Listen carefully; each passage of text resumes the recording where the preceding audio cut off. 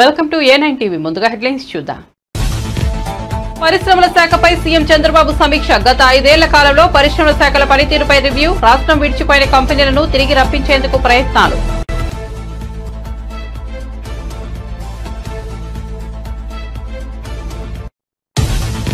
BRS పై అసెంబ్లీలో ముఖ్యమంత్రి రేవంత్ రెడ్డి తీవ్ర విమర్శలు. ప్రతిపక్ష నాయకుడు సభకే రారు, బీఆర్ఎస్ మాతో వస్తుందంటే నమ్మాలా అన్న సీఎం రేవంత్. అక్కలు మమ్మల్ని మోసం చేసి అక్కడికి వెళ్లారని సబితాను ఉద్దేశించి వ్యాఖ్యలు.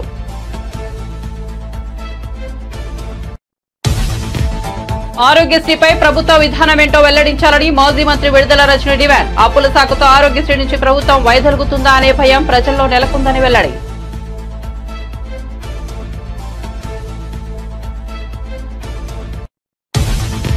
తెలంగాణ గవర్నర్ గా ప్రమాణం చేసిన జిష్ణుదేవ్ వర్మ. నూతన గవర్నర్ జిష్ణుదేవ్ వర్మకు సీఎం రేవంత్ రెడ్డి స్వాగతం పలికిన సీఎస్, డీజీపీ, త్రివిధ దళాల అధికారులు.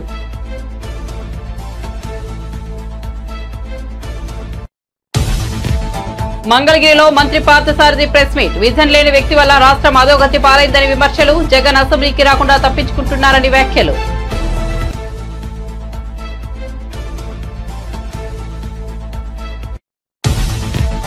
సీఎం రేవంత్ రెడ్డికి నా మీద ఎందుకంత కక్ష? సూటిగా ప్రశ్నించిన సబితా ఇంద్రారెడ్డి, నీ వెనుక ఉన్న అక్కలను నమ్ముకోవద్దని కేటీఆర్ తో రేవంత్ రెడ్డి చెప్పడమేమిటని ఆగ్రహం. సీఎం తనపై చేసిన వ్యాఖ్యలను ఉపసంహరించుకోవాలని డిమాండ్.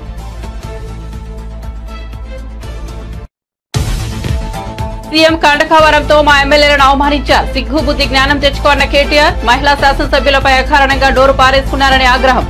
అక్కలను నమ్ముకుంటే బతుకు బస్టాండ్ విమర్శ. నీ లెక్క పార్టీలు మరి మా వాళ్లు పదవులు తెచ్చుకోలేదన్న కేటీఆర్. ఇక వార్త వివరాల్లోకి వెళ్తే, పరిశ్రమల శాఖపై సీఎం చంద్రబాబు సమీక్షా సమావేశం నిర్వహించారు. గత 5 ఏళ్ల కాలంలో పరిశ్రమల శాఖ పనితీరుపై రివ్యూ చేశారు.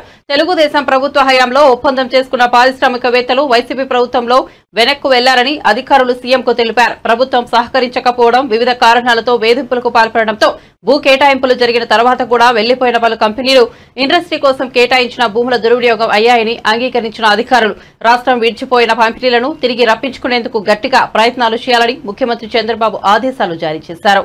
బీఆర్ఎస్ పై అసెంబ్లీలో ముఖ్యమంత్రి రేవంత్ రెడ్డి తీవ్ర విమర్శలు చేశారు. ప్రతిపక్ష నాయకుడు సభకే రారు, బీఆర్ఎస్ వాళ్ళు మాతో కలిసి వస్తారంటే ఎలా నమ్మాలి? ఆ పార్టీలోని అక్కలు మమ్మల్ని మోసం చేసి అక్కడికి వెళ్లారు. బీఆర్ఎస్ సర్కార్ 2014 నుంచి 2018 వరకు ఒక్క మహిళకు కూడా మంత్రి పదవి ఇవ్వలేదు. ఇప్పుడు మైనార్టీలకు మంత్రి పదవి ఇవ్వలేదని మాపై ముసలి కన్నీరు కారుస్తున్నారు. ప్రభుత్వానికి సహకరించాలని అనుకుంటే ప్రతిపక్ష నేత సభకు రావాలని రేవంత్ రెడ్డి అన్నారు. ఎన్నికలకు 6 నెలల ముందు రాజకీయాలు చేద్దాం మీరన్నారు ముఖ్యమంత్రి గారు. We welcome it. మిగతా 4.5 ఏళ్లు నిర్మాణాత్మక ప్రతిపక్షంగా మా పని మేము చేస్తాం. ప్రజలు మీకు అధికారం ఇచ్చారు, చిన్న వయసులో మంచి చేయండి. ప్రజాస్వామ్యంలో ప్రజలకు సేవ చేసే అదృష్టం మీకు కలిగింది. తప్పకుండా we will support you sir. కానీ దయచేసి మేము మా పార్టీ తరఫున ముగించే ముందు చేసే విజ్ఞప్తల్లా ఒకటి మా మీద కోపం ఉంటే మమ్మల్ని తిట్టండి, కానీ తెలంగాణ కోసం దయచేసి కలిసిమెలిసి కలబడి నిలబడి పోరాడిన పార్టీని అవమానించకండి. ఉద్యమంలో ఉదయించిన మా పార్టీని అవమానించకండి. కొట్లాట అనేది మా డిఎన్ఏలో ఉంది. తప్పకుండా కొట్లాడతాం ప్రజల పక్షాన. ప్రధాన ప్రతిపక్షంగా మీరిచ్చిన ఒక్క మాట కూడా ఎక్కడ మోసం జరిగినా తెలంగాణ ప్రజలకు మౌనం వహించం, సహించం, భరించం. ప్రాంతం వాడు మోసం చేస్తే ఈ ప్రాంతంలోనే పాత్ర పెడతామన్న కాలోజీ మాటలు వారికి గుర్తు చేస్తూ జై తెలంగాణ. గౌరవ ముఖ్యమంత్రి గారు ఒక్క నిమిషం. ఎంతసేపు మాట్లాడినా రామారావు గారు మేము కలిసి వస్తాం, ప్రభుత్వానికి సహకరిస్తాం అని పదే చెప్తున్నాడు. నేను వారికి ఒకటే సూచన చేస్తున్నా, మీరు కలిసి వస్తారా లేదా అనేది, అన్నం ఉడికిందా లేదా అనేది ఒక మెతుకుని బట్టి చూస్తే తెలుస్తుంది. ప్రతిపక్ష నాయకుడు సభలకే రాడు, వీళ్ళు కలిసి వస్తారని చెప్తే నమ్మేది ఎవరు అధ్యక్ష? నేను అందుకే వారికి సూచన చేస్తున్నా, వెనకాల ఉండే అక్కలు ఇక్కడ ఉండి చెప్పి ఇక్కడ ముంచి అక్కడికి తేలినరు. ఆ అక్కల మాటలు విన్నాడు అనుకో జూబ్లీ బస్టాండ్లో కూర్చోవాల్సి వస్తుంది అధ్యక్ష. అందుకే అధ్యక్ష,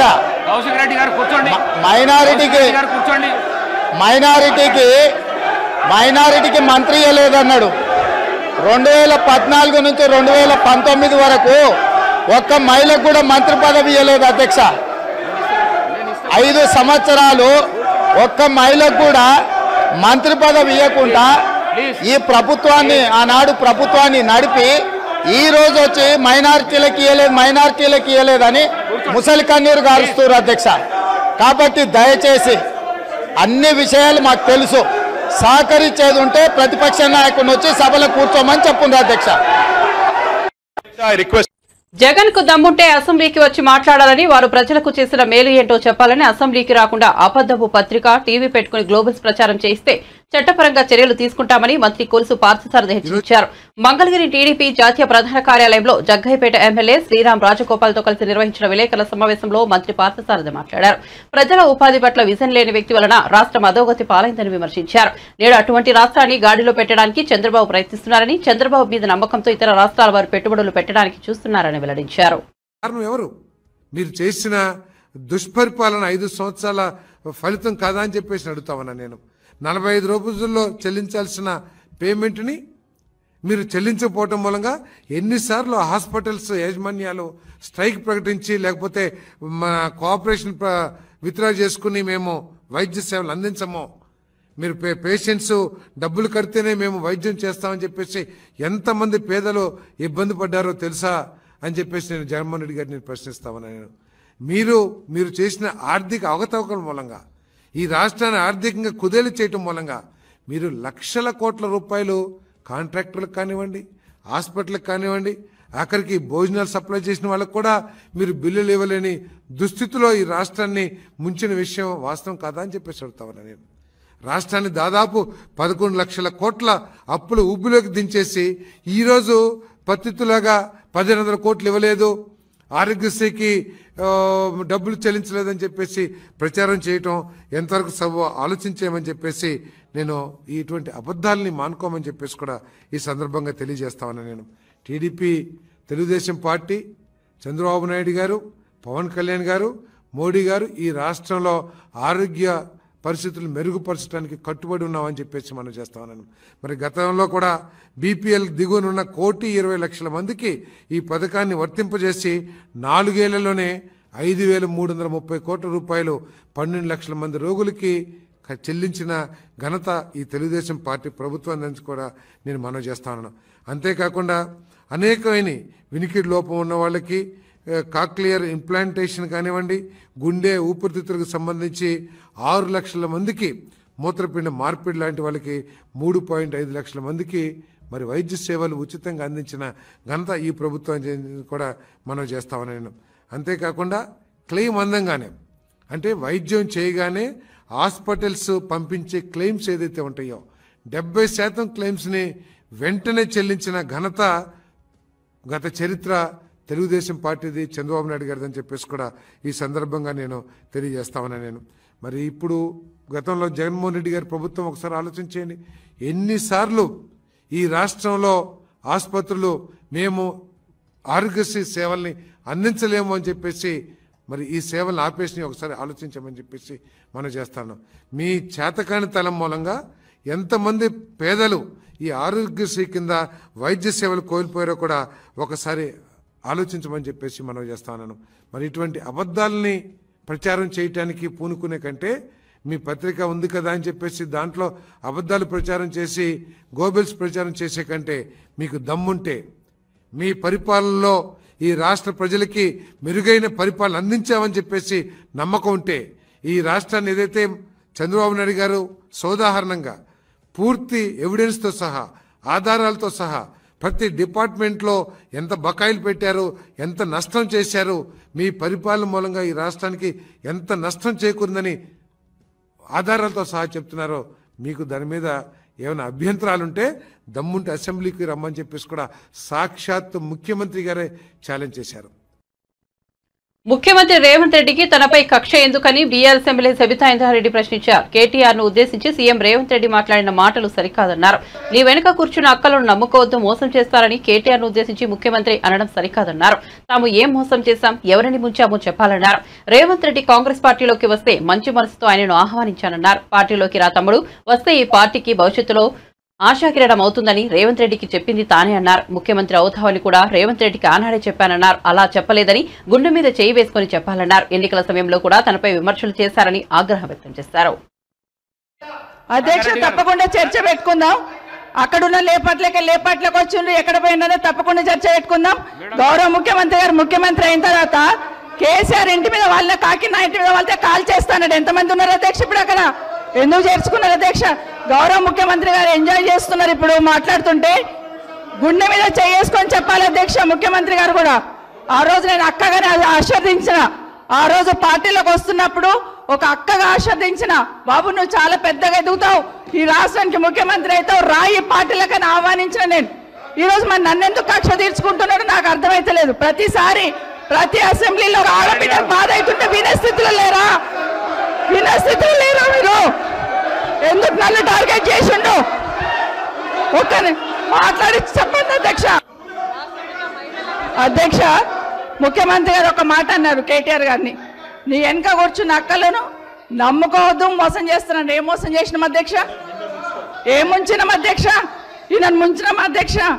ఈయనను బతిన్లాడి పార్టీలోకి రా తమ్ముడు అని చెప్పి, నువ్వు వస్తే భవిష్యత్తులో ఈ పార్టీకి నువ్వు ఆశాకిరణం అవుతావు అని చెప్పి పార్టీలకు ఆహ్వానించిన లేదా గుండె మీద చేసుకొని చెప్పమనండి అధ్యక్ష. ఎందుకు టార్గెట్ చేస్తున్నావు? ఏం మోసం చేశాం? ఏం మోసం చేశాం? ఇప్పుడు కాదు అధ్యక్ష, ఎలక్షన్లు వచ్చినప్పుడు కూడా నా కాన్ఫిడెన్స్ అట్లేగా అధ్యక్ష. సభదాకా పొద్దున ఒక మాట మాట్లాడుతుంది. ఏం మాట్లాడినాం? పొద్దున ఒక మాట, రాత్రి ఒక మాట. ఎవరిని అవమానిస్తున్నావు ఒక్కసారి ఆలోచించండి ముఖ్యమంత్రి గారు. ఎందుకు అవమానిస్తున్నావు? ఎందుకు కక్ష? ప్రతిసారి టార్గెట్ చేస్తున్నావు. ఈరోజు ఏం మోసం చేసినాం? మేము ఆడబిడ్డలం విత్డ్రా చేసుకోవాలి అధ్యక్ష. అసెంబ్లీలో మహిళా ఎమ్మెల్యేలను అవమానించారంటూ ముఖ్యమంత్రి రేవంత్ రెడ్డిపై మాజీ మంత్రి ఎమ్మెల్యే కేటీఆర్ తీవ్ర ఆగ్రహం వ్యక్తం చేశారు. బీఆర్ఎస్ మహిళా శాసనసభ్యురాలపై అకారణంగా ముఖ్యమంత్రి నోరు పారేసుకున్నారని ఆగ్రహం వ్యక్తం చేశారు. అక్కలను నమ్ముకుంటే బతుకు బస్టాండ్ అవుతుందని ముఖ్యమంత్రి చాలా నికృష్టంగా మాట్లాడారన్నారు. ఈ అవమానం కేవలం సవితక్కకు, సునీతక్కకు మాత్రమే జరిగింది కాదని తెలంగాణ ఆడబిడ్డలందరికీ జరిగిన అవమానమన్నారు. మహిళలను నమ్ముకుంటే బతుకు బస్టాండ్ అవుతుందని ముఖ్యమంత్రి స్థాయి వ్యక్తి మాట్లాడడం శోచనీయమన్నారు. ఈ ముఖ్యమంత్రి అన్ఫిట్ ముఖ్యమంత్రి అన్నారు. నోరు జారితే ఎవరైనా వెనక్కు తీసుకుంటారు, కానీ కండకావరంతో ముఖ్యమంత్రి ఆడబిడ్డలను అవమానించారని ఆగ్రహం వ్యక్తం చేశారు. అసభ్యంగా చాలా హీనాతిహీనమైన ప్రవర్తనతో ఈరోజు ముఖ్యమంత్రి రేవంత్ రెడ్డి గారు మా ఆడబిడ్డలిద్దరిని, నా పాటికి నేను పెద్దగా విమర్శ చేయకుండా పద్ధతిగా వారిని సంబోధిస్తూ ప్రభుత్వానికి సూచనలు ఇస్తూ మాట్లాడుతుంటే మా అక్కలు కూడా కనీసం డిస్టర్బెన్స్ కానీ కనీసం ఒక కామెంట్ కూడా చేయలేదు. కనీసం నన్నేమి ప్రాంప్ట్ కూడా చేయలేదు. మీరు ఇది చెప్పండి అది చెప్పండి అని. అట్లాంటిది ఈరోజు అకారణంగా ఎందుకు నోరు పారేసుకున్నాడో తెలియదు, కానీ చాలా అసభ్యంగా హీనాతిహీనంగా ఏ నాయకుడు కాదు ఏ మనిషి కూడా మాట్లాడనంత అసభ్యంగా మీ అక్కలను నమ్ముకుంటే ఇక్కడ నన్ను ముంచిండ్రు, మమ్మల్ని ముంచిండ్రు, రేపు నీ బతుకు కూడా జూబ్లీ బస్ స్టాండ్ అవుతుందని మాట్లాడిన నికృష్టమైన మాట ఏదైతే ఉందో తప్పకుండా రేవంత్ రెడ్డి వెంటనే తెలంగాణలోని ఆడబిడ్డలందరికీ క్షమాపణ చెప్పాలి. ఎందుకంటే ఈ అవమానం జరిగింది ఒక సబితక్కకు, సునీతక్కకు, లక్ష్మక్కకు కాదు. ఈ అవమానం జరిగింది తెలంగాణలోని ఆడబిడ్డలందరికీ. మహిళల్ని నమ్ముకుంటే నట్టేట మునుగుతారన్నట్టు, మహిళా తల్లుల్ని నమ్ముకుంటే బతుకు బస్టాండ్ అవుతుంది అన్నట్టు ముఖ్యమంత్రి మాట్లాడిన మాట ఏదైతే ఉందో నిజంగా కూడా హేయం, శోచనీయం, నిజంగా ఒక ముఖ్యమంత్రి స్థాయికి తగని మాట. ఇలా నిజంగా ఈ ముఖ్యమంత్రి అన్ఫిట్ ముఖ్యమంత్రి, ఆ పదవిలో కూర్చోవడానికి తగని ముఖ్యమంత్రి. మహిళల్ని అవమానించి కూడా అప్పుడప్పుడు నోరు జారినా సంస్కారం ఉన్న వాళ్ళు ఏం చేస్తారు? అవసరమైతే నేను వెనక్కి తీసుకుంటున్నాను విచారం వ్యక్తం చేస్తారు. ఇంత అహంకారం, ఇంత కండకావరంతో ఈరోజు ఆడబిడ్డల్ని వారిని అవమానించిన ముఖ్యమంత్రికి తప్పకుండా తెలంగాణ ఆడబిడ్డల ఉసురు తాకుతుంది. ఈ వైఖరి మార్చుకో, పద్ధతి మార్చుకో. వారు అక్క సునీతక్క గాని, సబితక్క గాని, లక్ష్మక్క గాని స్వంతంగా కష్టపడి ప్రజల్లో తిరిగి పరపతితో ఇవాళ 5 సార్లు 6 సార్లు గెలిచొచ్చిన వాళ్ళు. ఎవరు కూడా నీలాగా ఇష్టం వచ్చినట్టు రాజకీయ విన్యాసాలు చేసి వచ్చిన వాళ్ళు కాదు. తమ స్వశక్తితో, తమ కుటుంబంకుండే అభిమానంతో, కార్యకర్తల ఆశీర్వాదంతో, ప్రజల దీవెనలతో ఇక్కడ అడుగు పెట్టారు. అప్రతిహతంగా 5 సార్లు సబితక్క గెలిచొచ్చింది. సునీతక్క కూడా గతంలో మంత్రిగా పనిచేసినారు. లక్ష్మక్క కూడా జెడ్పీ చైర్మన్ గా, శాసనసభ్యురాలుగా పనిచేసింది. అలాంటి మహిళలుగా పట్టుకొని ఇవాళ నోటికొచ్చినట్టు వాగడం అనేది ముఖ్యమంత్రికి తగదు. ఇప్పటికైనా సిగ్గు తెచ్చుకొని, బుద్ధి తెచ్చుకొని ముఖ్యమంత్రి బేషరతుగా క్షమాపణ చెప్పాలి. ఎంత గుండె ధైర్యం నీకు? ఇవాళ మా ఆడబిడ్డల్ని పట్టుకొని ఏ మొహంతో వచ్చినావని చెప్పడానికి ఉప ముఖ్యమంత్రి నేను అడుగుతా ఉన్నా. ఏ రకంగా అంత ధైర్యంగా, ఏ రకంగా అంత ఇష్టం వచ్చినట్టు మాట్లాడే అధికారం నీకు ఎవరిచ్చింది? అధికారం ఎవరికి శాశ్వతం కాదు. 10 ఏళ్లు మేము అక్కడున్నాం. మేము ఎప్పుడన్నా అవమానించిన ఆడబిడ్డల్ని తరిక ఎన్నడన్నా ఒక్క రోజన్నా ఎప్పుడన్నా నోరు జారినా వెంటనే విచారం వ్యక్తం చేసినాం. ఇవాళ నేను కూడా ఏదో సందర్భంలో ఏకవచనంతో సంబోధించినానని చెప్పి అవతల నుంచి అభ్యంతరం వస్తే వెంటనే విచారం వ్యక్తం చేసినాం. అది కేసీఆర్ మాకు నేర్పిన సంస్కారం. మరి నీకెవరు చదువు చెప్పిండ్రో, ఎవరు సంస్కారం నేర్పిండ్రో నాకు తెలియదు, కానీ తెలంగాణ ఆడబిడ్డలు అన్ని గమనిస్తున్నారు. ఇప్పటికే నువ్వు చేసిన మోసాలతో విసిగిపోయి ఉన్నారు. ఇలా మా ఆడబిడ్డ ఆరోగ్యశ్రీపై ప్రభుత్వ విధానం ఏంటో వెల్లడించాలని మాజీ మంత్రి విడుదల రజని డిమాండ్ చేశారు. అప్పుల శాఖతో ఆరోగ్యశ్రీ నుంచి ప్రభుత్వం వైదొలుగుతుందా అనే భయం ప్రజల్లో నెలకొంది. కేంద్రం ఇచ్చే ఆయుష్మాన్ భారత్ కార్డులు తీసుకోవాలని కేంద్ర మంత్రి పెంబసాని చెబుతున్నారు. చంద్రబాబు మనసులోని మాటలని ఆయన చెబుతున్నారా? ఆయుష్మాన్ లిమిట్ 5 లక్షలే. ఆరోగ్యశ్రీ లిమిట్ ను జగన్ 25 లక్షలకు పెంచారని పేర్కొన్నారు. ఎంపీ గారు, యూనియన్ మినిస్టర్ గారు మొన్న వారు మాట్లాడుతూ ఉన్నారు. ఏమని మాట్లాడుతూ ఉన్నారు? ఆరోగ్యశ్రీకి డబ్బులు లేవని, పేషెంట్లకు వైద్యం అందించలేమని, నెట్వర్క్ హాస్పిటల్కి డబ్బులు ఇవ్వలేమని, అందరూ ఆయుష్మాన్ భారత్ కార్డులు తీసుకోవాలని చెప్పి వారు మాట్లాడుతూ ఉన్నారు. అసలు ఇక్కడ నాకు ఒక అనుమానం అనిపిస్తా ఉంది. కూటమి ప్రభుత్వంలోని ముఖ్యమంత్రి చంద్రబాబు నాయుడు గారు ఏమైనా వారి మనస్సులో ఉన్నటువంటి మాటల్ని మరి ఈ మంత్రుల ద్వారా ఏమన్నా ఎక్స్ప్రెస్ చేయిస్తున్నారా అనేటువంటి అనుమానం కూడా మాకు కలుగుతా ఉంది. ఏమని?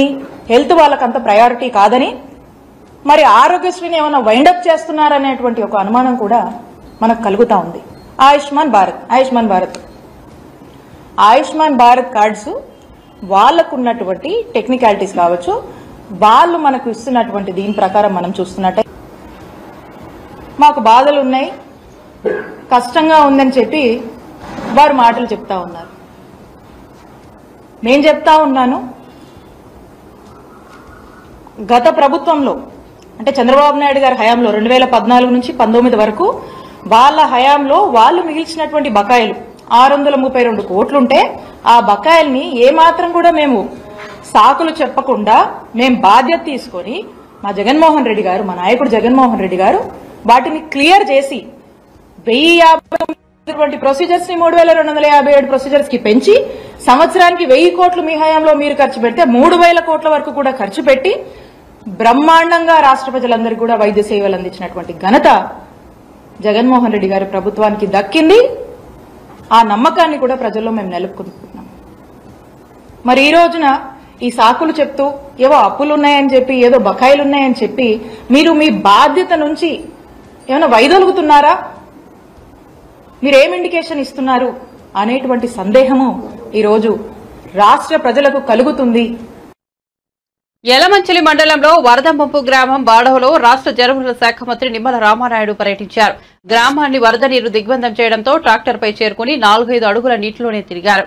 అక్కడ వరద బాధితులను పరామర్శించి కష్టాలను అడిగి తెలుసుకున్నారు. ప్రభుత్వం అండగా ఉంటుందని భరోసా ఇచ్చారు. ప్రభుత్వ సాయంగా 25 కేజీల బియ్యం, నిత్యావసర సరుకులు, కాయగూరలు అందజేశారు. ఇళ్లలోకి పూర్తిగా వరద నీరు చేరిన బాధిత కుటుంబాలకు 3,000 నగదు పంపిణీ చేశారు.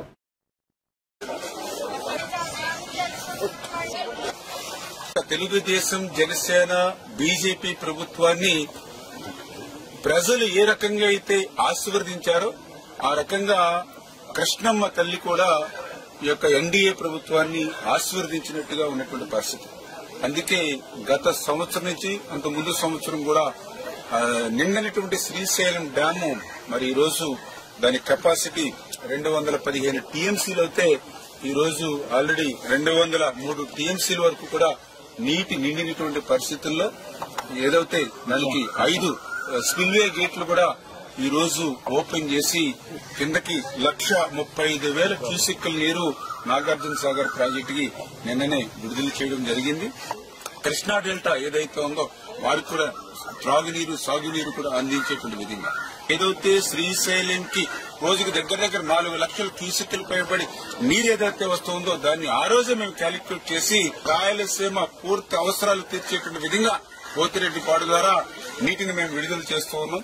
అదేవిధంగా ఏదైతే వెలుగోడు, అదేవిధంగా హంద్రీనివా వాటిని కూడా నీటిని విడుదల చేయమని ఆ రోజే వారం రోజుల క్రితమే ఆదేశించడం జరిగింది. అంటే ప్రస్తుతం ఏదైతే పోతిరెడ్డిపాడు ద్వారా వెలుగోడు ద్వారా కూడా ఇవాళ రాయలసీమకి సాగునీరు త్రాగునీరు కూడా వారం రోజుల నుంచి కూడా అందుతూ ఉంది. కాకపోతే ఏదైతే హంద్రీ నవా మాత్రం మరి ఏదైతే వారం రోజుల క్రితం విడుదల చేయమన్నప్పటికీ కూడా ఇంకా అక్కడ కొంత నిర్లక్ష్యంగా అధికారులు కొంత వ్యవహరించినటువంటి పరిస్థితి కూడా మా దృష్టికి వస్తుంది. ఏదైతే గత ప్రభుత్వ వాసనలు ఇంకా పోనటువంటి అధికారులు ఇంకా మోస పద్ధతిలో ఉన్నారు, వాళ్ళందరూ కూడా ఒక్కొక్కరిని మార్చుకుంటూ ముందుకెళ్తామనే విషయాన్ని కూడా ఈ సందర్భంగా తెలియజేసుకుంటూ, గత వైఎస్ఆర్సీపీ ప్రభుత్వంలో ఒక పక్క వరదను ముంచెత్తినా కూడా కనీసం ఆ రోజున్నటువంటి మంత్రులు గాని, ఆ రోజున్నటువంటి ముఖ్యమంత్రి గాని, ఆ రోజున్నటువంటి వైఎస్ఆర్సీపీ ప్రజాప్రతినిధులు గాని కనీసం అధికారులతో సైతం ఈ వరద ముంపు ప్రాంతాల్లో పలకరించినటువంటి వాళ్ళు ఆ రోజు లేరు.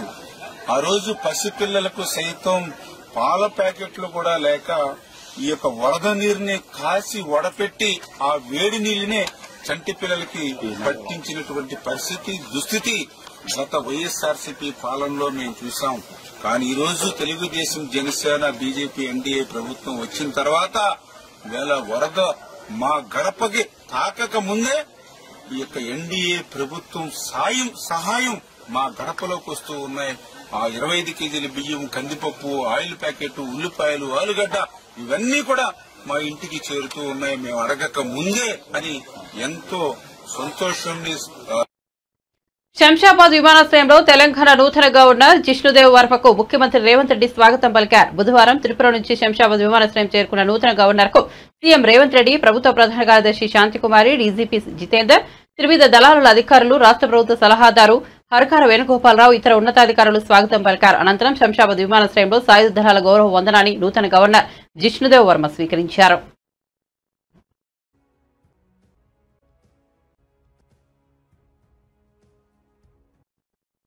కేరళలోని వయనాడు ఘటనపై కేంద్ర హోంమంత్రి అమిత్ షా రాజ్యసభలో కీలక వ్యాఖ్యలు చేశారు. కొండ చర్యలు విరిగిపడే అవకాశం ఉందని కేరళను ఈ నెల 23న హెచ్చరించినట్టు తెలిపారు. కేరళ ప్రభుత్వమే ఎలాంటి చర్యలు తీసుకోలేదని అన్నారు. ప్రభుత్వ అప్రమత్తంపై జాగ్రత్త పడితే ప్రాణ నష్టం జరిగి ఉండేది కాదన్నారు. విపత్తులను పసిగట్టే అత్యాధునిక వ్యవస్థను భారత్ కలిగి ఉన్నట్లు పేర్కొన్నారు. ఈ విపత్తులో ఇప్పటికే 163 మంది మరణించారు. उपयोग भी किया है, होगा जानकारी का अभाव है तो भी ठीक नहीं है, और राजनीति है मान्यवर तो बहुत दुखद है। मान्यवर कई सारे राज्यों ने इसका उपयोग भी किया है और परिणाम भी आए, और इस अर्ली वार्निंग सिस्टम के तहत मैं आज सदन को बताना चाहता हूं, 23 तारीख को ही मेरे ही अनुमोदन से 9 एनडीआरएफ की टीमें केरल के लिए रवाना हो गई थी कि वहां लैंडस्लाइड आ सकता है। भारत सरकार ने 9 एनडीआरएफ की टीमें विमान से वहां भेजी। मैं पूछ सकता हूं मान्यवर, इतना मुझे पूछते हैं सारे लोग, केरल सरकार ने क्या किया? अनधिकृत लोग रह रहे थे, नहीं रह रहे थे, मगर वल्नरेबल सिचुएशन तो थी। इनको शिफ्ट किया गया क्या? क्यों नहीं किया गया? कौन रोकता था? और शिफ्ट किया तो मरे कैसे? शिफ्ट पहले नहीं किया गया है, बाद में किया गया है। जितना बोलोगे उतना नुकसान होगा। मैं बोलना नहीं चाहता, परंतु जब आप आरोपात्मक तरीके से बात करते, मैं शांति से यहां बैठकर सुनने ही आया। मान्यवर, मैं आज आपके माध्यम से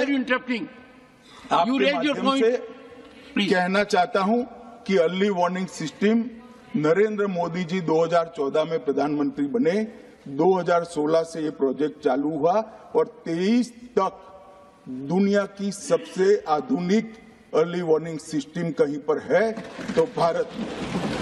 और इसका 7 दिन पहले इसका अनुमान देने वाले 4 ही देश है, उसमें से एक भारत है। తాను బీఆర్ఎస్ లో తిరిగి చేరుతున్నట్లు జరుగుతున్న ప్రచారాన్ని భద్రాచలం ఎమ్మెల్యే తెల్లం వెంకట్రావు ఖండించారు. నేను పార్టీ మారడం లేదు, నియోజకవర్గ అభివృద్ధి కోసమే కాంగ్రెస్ లోకి వచ్చా. మళ్లీ బీఆర్ఎస్ లో చేరడం అంటే ఆత్మహత్య చేసుకోవడమే. నాపై కొందరు తప్పుడు ప్రచారం చేస్తున్నారు. కాంగ్రెస్ లోనే ఉంటా, సందేహం లేదని ఆయన వివరణ ఇచ్చారు. కాగా బీఆర్ఎస్ నుంచి ఎమ్మెల్యేగా గెలిచిన వెంకట్రావు ఆ తర్వాత కాంగ్రెస్ లో చేరారు. నిన్న నా మీద సోషల్ మీడియాలో వచ్చిన అది నేను మళ్ళీ బీఆర్ఎస్ పార్టీలోకి వెళ్తున్నానన్నమాట అబద్ధం. ఎందుకంటే ఒక్కసారి నేను డెసిషన్ చేసి భద్రాచలం అభివృద్ధి కొరకు కాంగ్రెస్ పార్టీ అయితే అభివృద్ధి చెందుద్దని ఏదైతే నా గురువు గారైన పొంగులేటి శ్రీనివాసరెడ్డి గారి ద్వారా నేను కాంగ్రెస్ పార్టీలో జాయిన్ అయ్యాను. గౌరవ ముఖ్యమంత్రి రేవంత్ రెడ్డి గారి ఆశీస్సులతో మరియు తుమ్మల నాగేశ్వర గారి ఆశీస్సులతో నా గురువు అయిన పొంగులేటి శ్రీనివాసరెడ్డి గారి ఆశీస్సులతో డిప్యూటీ సీఎం బట్టి విక్రమార్క ఆశీస్సులతో భద్రాచలం అభివృద్ధి చెందుతుందని ఆశతో వెళ్ళాను. అదే ఆశతో ఉన్నాను తప్ప వేరేదైతే ఎటువంటి అపోహ చెందొద్దు. ఇది బీఆర్ఎస్ ప్రాపగండా అని నేను ఖచ్చితంగా చెప్తున్నాను. ఇంకా ఒక్కసారి జీవితంలో నేను తీసుకున్న స్టెప్ని మళ్ళీ తీసుకొని మరి నా రాజకీయ భవిష్యత్తు ఉందా లేదని తెలియదు కానీ ప్రజల అభివృద్ధి నాకు ఆశీస్సులే ఉన్నాయి. ప్రజలు అభివృద్ధే నాకు ముఖ్యమని మీకు తెలుపుతున్నాను. మీరు ఎటువంటి అపోహ. బులెటిన్ ముగించే ముందు హెడ్లైన్స్ మరోసారి చూద్దాం. పరిశ్రమల శాఖపై సీఎం చంద్రబాబు సమీక్ష. గత 5 ఏళ్ల కాలంలో పరిశ్రమల శాఖ పనితీరుపై రివ్యూ. రాష్ట్రం విడిచిపోయిన కంపెనీలను తిరిగి రప్పించేందుకు ప్రయత్నాలు.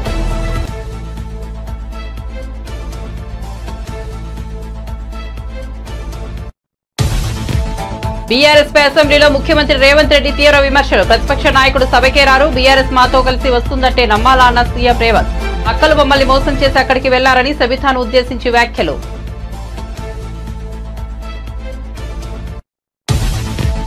ఆరోగ్యశ్రీపై ప్రభుత్వ విధానమేంటో వెల్లడించాలని మాజీ మంత్రి విడుదల రచన డిమాండ్. అప్పుల సాకుతో ఆరోగ్యశ్రీ నుంచి ప్రభుత్వం వైదొలుగుతుందా అనే భయం ప్రజల్లో నెలకొందని వెల్లడి.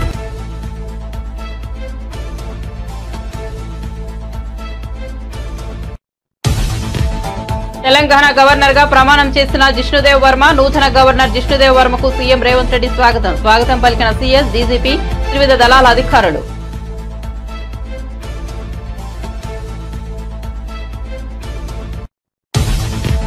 మంగళగిరిలో మంత్రి పార్థసారథి ప్రెస్ మీట్. విజన్ లేని వ్యక్తి వల్ల రాష్ట్రం అధోగతి పాలైందని విమర్శలు. జగన్ అసెంబ్లీకి రాకుండా తప్పించుకుంటున్నారని వ్యాఖ్యలు.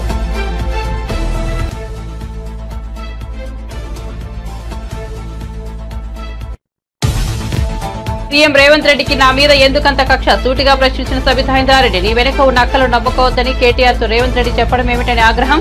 సీఎం తనపై చేసిన వ్యాఖ్యలను ఉపసంహరించుకోవాలని డిమాండ్.